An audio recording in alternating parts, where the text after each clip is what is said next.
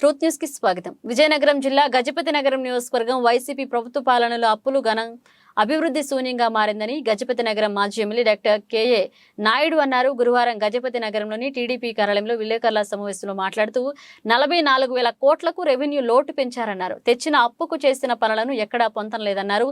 అప్పులకు ఖర్చుకు శ్వేతపత్రం విడుదల చేయాలని డిమాండ్ చేశారు. గోపాలరాజు, లక్ష్మణాయుడు, బాలాజీ, చైతన్య పాల్గొన్నారు. ఈ రాష్ట్రానికి నువ్వు ఏం చేసావు ఈ 5 సంవత్సరాల్లో అంటే నీ దగ్గర ప్రశ్న లేదు, జవాబు చెప్పలేని స్థితిలో.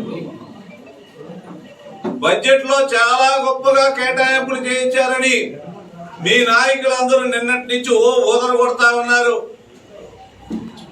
నీ సాక్షి పేపర్లో రాసుకున్నారు, ఛానల్లో ఊదర కొడతా ఉన్నారు.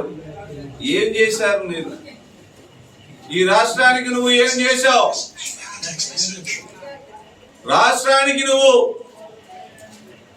ఈ ఆంధ్రప్రదేశ్ రాష్ట్రాన్ని పూర్తిగా అప్పులలో ముంచేశావు.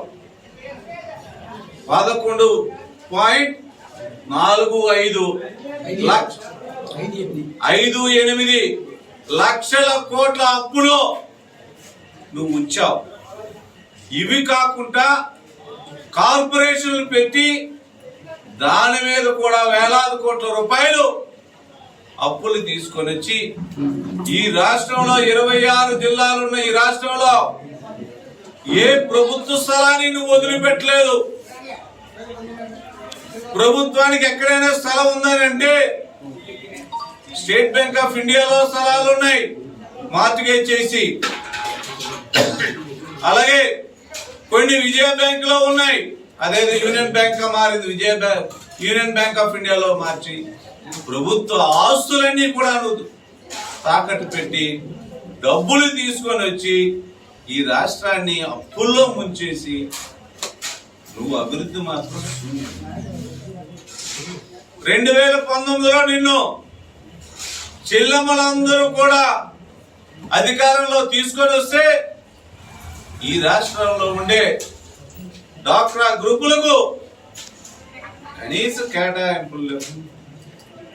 ఏమి చెప్పకుండా నువ్వు బడ్జెట్ ముగించావు.